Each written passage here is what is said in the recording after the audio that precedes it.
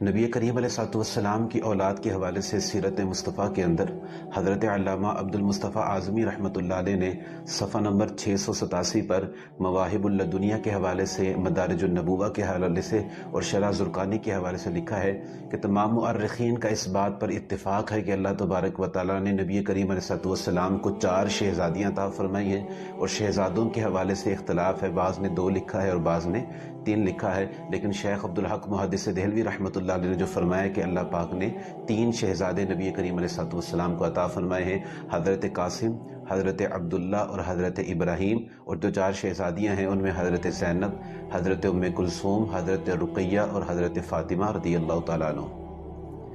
نبی کریم علیہ الصلوۃ والسلام کی 4 شہزادیوں کے نکاح کس کس سے ہوئے؟ تو حضرت زینب رضی اللہ تعالیٰ عنہ جو حضور کی بڑی شہزادی ہیں، ان کا نکاح ان کے خالہ زاد بھائی ابو العاص بن ربیع سے ہوا۔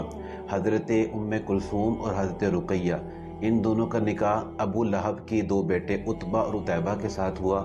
جیسے ہی نکاح ہوا، ابھی رخصتی نہیں ہوئی تھی، تو سورہ لہب جو ہے وہ نازل ہوئی۔ تو جب سورہ لہب کے اندر ابو لہب کے حوالے سے نازل ہوا اور اس نے جب وہ پڑھا تو وہ غصے کے اندر آگ بگولا ہو گیا، اور اس نے اپنے بیٹوں سے کہا کہ تم نبی کریم علیہ الصلوۃ والسلام کے شہزادیوں کو طلاق دو، مجبور کر دیا۔ تو پھر انہوں نے نبی کریم علیہ الصلوۃ والسلام کے شہزادیوں کو طلاق دی۔ تو پھر ان دونوں کا نکاح حضرت ام کلثوم کا اور حضرت رقیہ، ان دونوں کا نکاح حضرت سیدنا عثمان بن عفان رضی اللہ تعالی عنہ آپ سے ہوا، اور آخر میں حضرت فاطمہ الزہرا رضی اللہ تعالی عنہ آپ کا نکاح مولا کائنات حضرت علی المرتضیٰ شیر خدا کرم اللہ تعالی وجہہ الکریم سے ہوا۔